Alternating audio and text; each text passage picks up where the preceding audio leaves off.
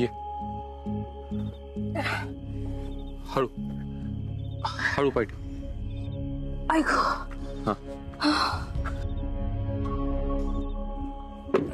ये हळू एकदम हळू ये.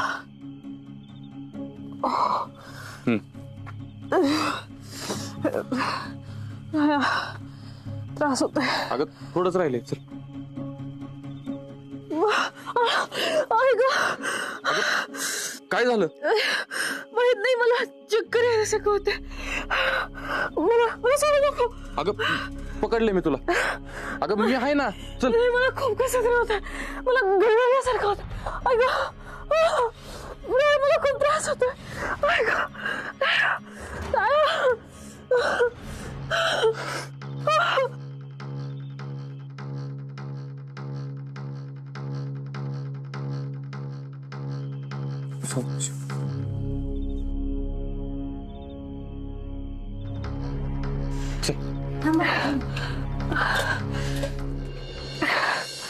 अहो काय करताय? तुमचं औक्षण करतीये.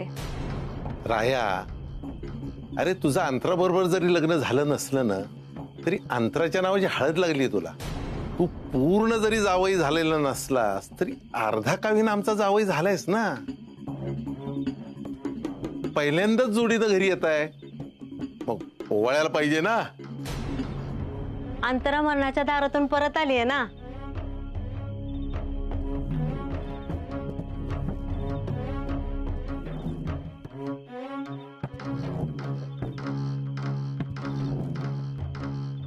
अंतरालाच वावळा.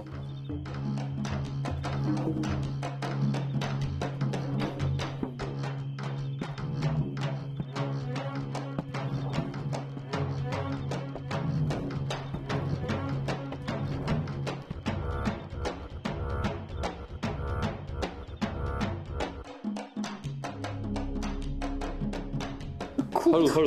राया प्लीज या खूप दुखतंय. थोडंच राहिले चल. बस इथं बस. हा ये. ऐक हळू हळू हळू. बस बस बस बस मागं सरकू बस.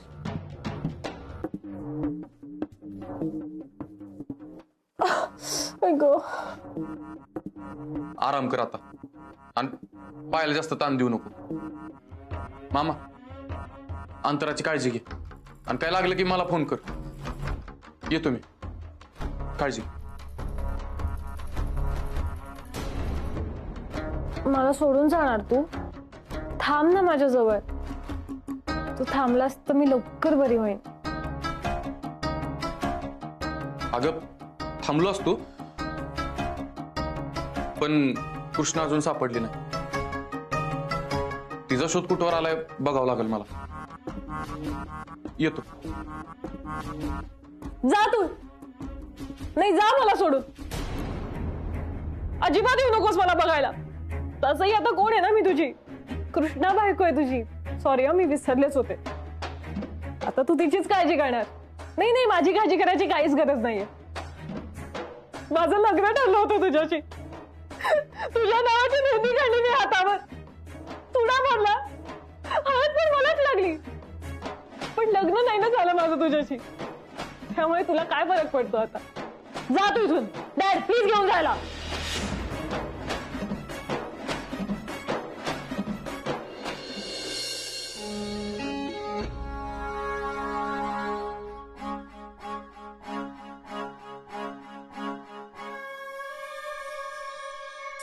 रंजे,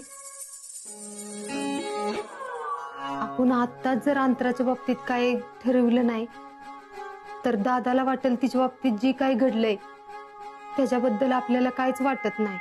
अगं असं कसं म्हणतेस गुले? जे काय झालंय त्याचं मला वाईट वाटतंयच की. वाटतंय का नाही? मग त्यातनं काय तर मार्ग काढायला पाहिजे रंजे. मग मी दादाला सांगते आता की रंजी रायाचा अंतराशी लगीन करून द्यायला तयार आहे म्हणून. अगं मी असं कधी म्हंटल गुले? अजून कृष्णेचा पत्ता नाही. त्यात घरात हे सगळं असं होऊन बसलंय आणि लग्नाचा विषय काढायचा होय. कसं सांगू रायाला अंतरेशी लग्न कर? कधी कवायना सांगाव तर लागणारच की रंजे. अंतरा काय फक्त आपल्या घरची होणारी सून नव्हती. आपल्या दादाची पोरगी आहे, तुझी माझी लाडकी भाची आहे, हे विसरून कसं चालेल सांग बरं रंजे. त्यात तिला रायाची उष्टी हळद लागल्या. आता अशा पोरी बरोबर दुसरं कोण कसं लगीन करेल सांग बरं रंजे. तुमच्यामुळं तिचं आयुष्य बर्बाद होया नको एवढंच वाटतंय मला. अगं तू म्हणतीयस ते समज खरंय, पण भाऊसाहेबांनी रायाला सांगायची माझ्यात काही हिंमत नाही बघ आता. बर मग मी बोलते की, मी सांगते भाऊसाहेबासनी.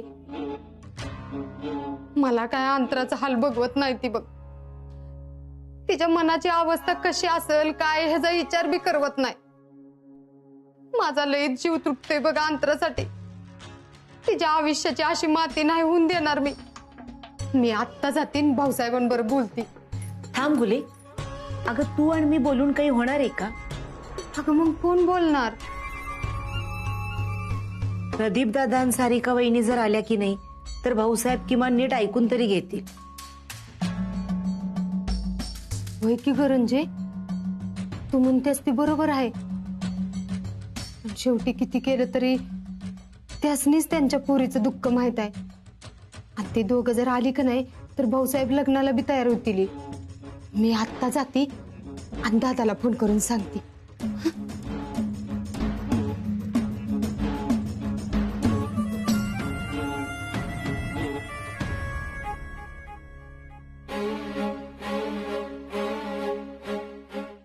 माझ्या रायाच्या आयुष्यात हे सगळं काय चालू?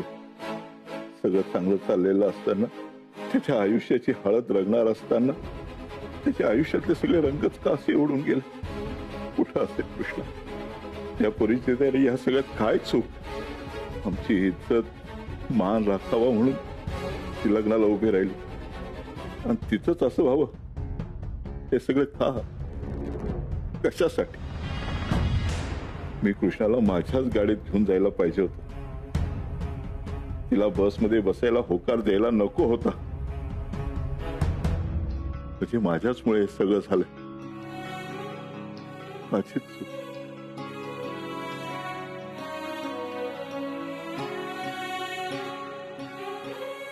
भाऊ, हे भाऊ, आई तू कधी आलीस? तू स्वतःला दोष देत होतास ना तवा. मी कुठे दोष देत होतो स्वतःला? भाऊ, मी तुझी आई आहे. मला माहित नाही होय तुझा स्वभाव. वर्ण मस्त रांगडा वाटतोयस लोकांनी, पण आत्म किती हळवा आहेस मला चांगलंच माहिती आहे. भाऊ, ह्यात तुझी काय बी चूक नाहीयेस. तू स्वतः खचून जाऊ नकोस. आत्ता पतूर तू काही कमी संकट खांद्यावर घेतलीस वय? संकटापुढं निदड्या छातीनं उभं राहून त्यांनी परतून लावणारा असा आहे माझा भाऊसाहेब. पण कधी कधी नशिबापुढं आपलं काय बी चालत नाही भाऊ. त्यामुळं तू त्रास करून घेऊ नकोस. आत्ता आपल्या रायाला तुझ्या आधाराची गरज आहे. त्याला धीर दे, वाईट समजून घे त्याला. घेशील ना माझ्या नातवाला समजून?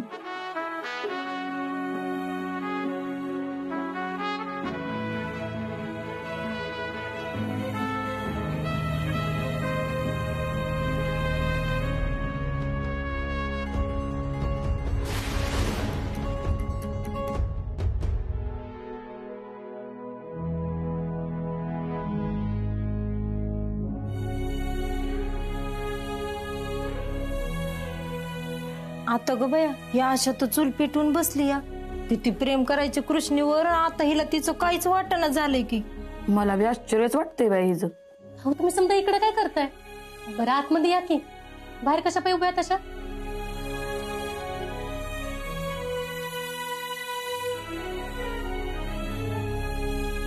बोला की, कसं काय येणं केलं?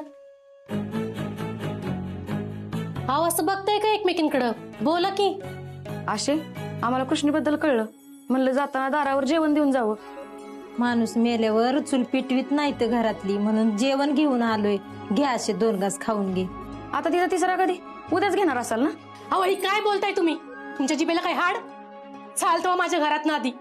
तिसरं मेलेल्या माणसाचं करते ती, जित्या नाही. आणि माझी कृष्ण जित्ती आहे. आता जर तिच्याबद्दल कुणी भलतं सलतं बोललं ना तर एकेकाची जीभ सोडून हातात देईन. त्याला चालतं वाईट ना. अगं असं काय झालं? ते आपलं दुःख वाटून घ्यायला येतात, तू त्यांच्यावर चिडतीया. असं कोणी दुःख वाटून घेतं का?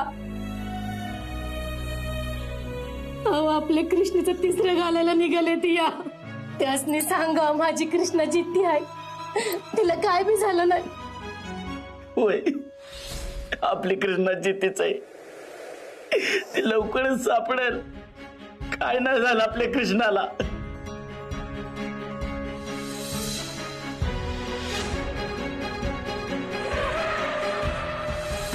कृष्णे अगं ही माणसं तुला मारायला निघाल्यात, तुझं तिसरा घालायला निघाल्यात. रड बाया रड, मोकळी हो आशा. आपल्या हातात तेवढंच आहे आता.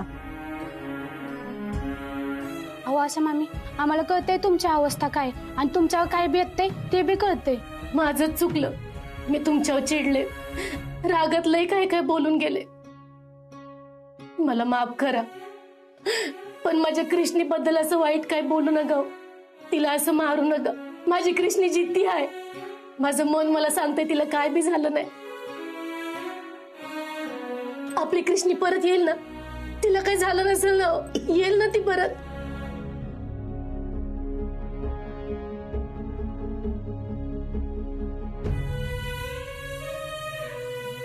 होय ग, हिला आता कसं समजवायचं? तिसरा 10वा झाला नाही अजून, त्या कृष्णीच्या आत्म्याला शांती तरी कशी लागायची? होय की, मी बी तेच म्हणते, बरोबर आहे तुझं. चला उशीर होतोय आपल्याला. चला जाऊया.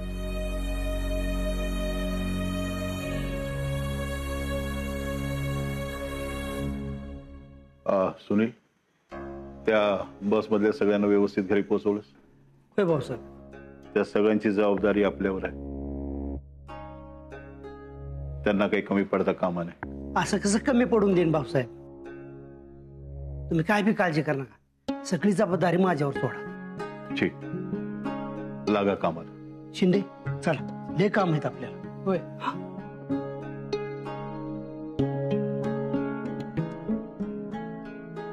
राय,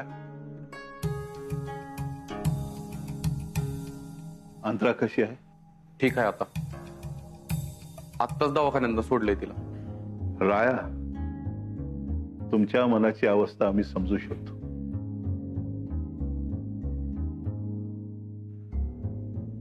पण तुम्ही निराश होऊ नका.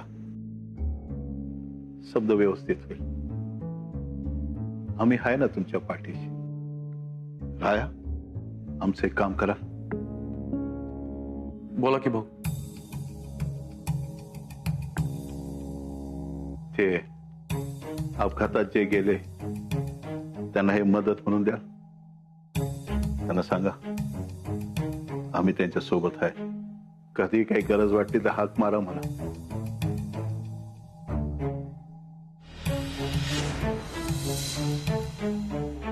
हे घ्या. नको नको, मदन दादा मला अगदी लेकीसारखा मानायचा. हे असं झाल्यामुळे तुम्हाला जेवढं दुःख होतंय तेवढंच आम्हाला बी दुःख होतंय. काय झालं, रडताय तुम्ही? नाही नाही, अहो ते डोळ्यात काहीतरी गेलं.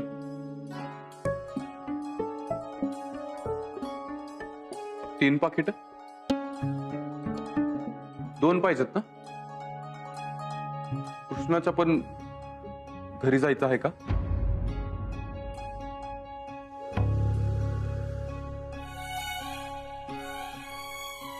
माफ करा भाऊ, आजपर्यंत तुमचं सगळं ऐकलंय मी, पण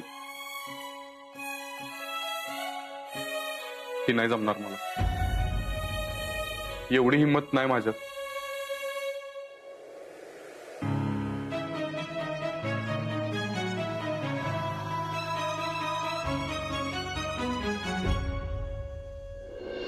चाळीस, 50, 60, 70, 80, 90, 100 म्हणजे 500 आणि 18. 518 एवढेच पैसे शिल्लक राहिलेत आणि सगळे कर्जवाले डोक्यावर बसायला लागलेत. रायाचं आणि अंतराचं लवकरात लवकर लग्न व्हायला पाहिजे. होणार डॅड, सगळं होणार. राया माझ्याशी लग्न करायला नकार देऊच शकत नाही. सी सत्य आहे. गुलीचा फोन आहे. हा बोल गुले. हे बघ ऐक मी काय सांगते ती. मी रंजीला लग्नाला तयार केले. वा गुले वा. मला वाटलंच होतं की तू तुझं काम चोप करणारच. बर लग्नाची तारीख केव्हाची काढली? गुली आत्या, यावेळेला माझं लग्न एकदम थाटामाटात झालं पाहिजे. ह्यासलं साधं लग्न चालणार नाही मला. आणि हो लग्नाचा खर्च सगळा त्यांच्याकडेच बरं का. झालं तुमचं? अजून कशात काय नाही तर तुम्ही लग्नाच्या खर्चापर्यंत गेला का? लगीन ठरलं नाही अजून. मी आत्ताशी रंजीला लग्नाला तयार केली. पण भाऊसाहेबांचं काय? त्यासनी तुम्हालाच तयार करावं लागल. काय? त्या भाऊसाहेबांना मी कसं तयार करणार? गुली हाय ना, मग मी सांगल तीच करायचं.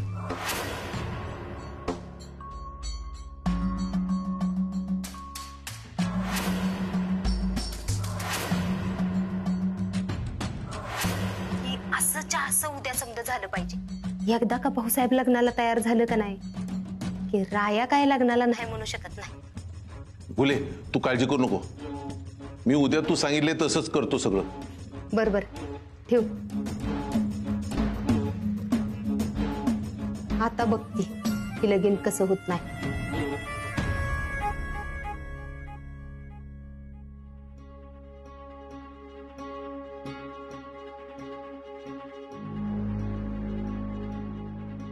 अहो कुठं बाहेर निघाला? हा जरा पोलीस स्टेशन मध्ये कृष्णाची काही माहिती मिळते. प्रदीपराव तुम्ही?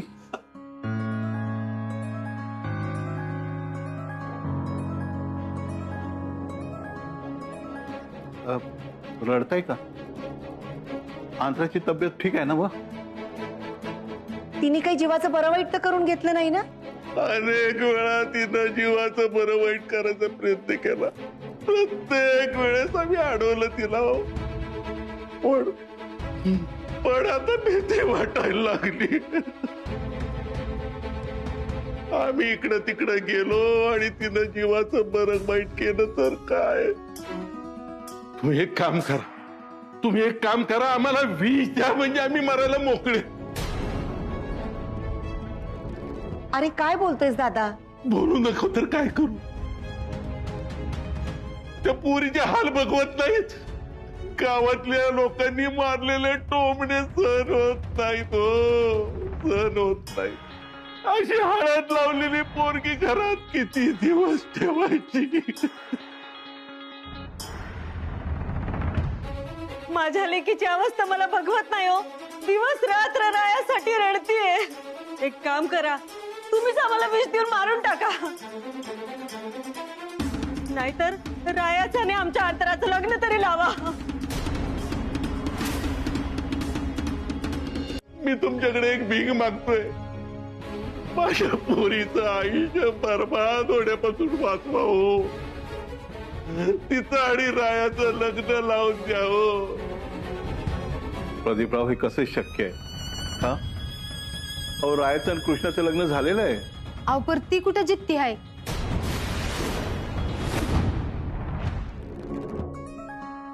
नाही म्हणजे ती अजून सापडली नाही ना म्हणून म्हणलं.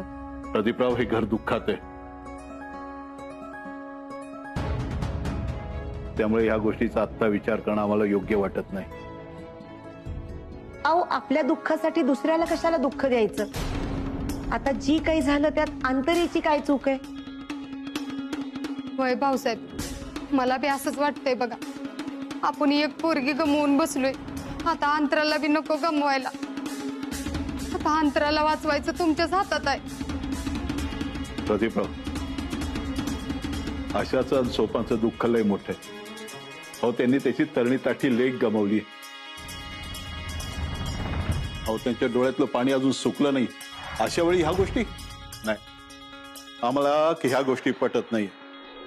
आपण या विषयावर नंतर बोलू.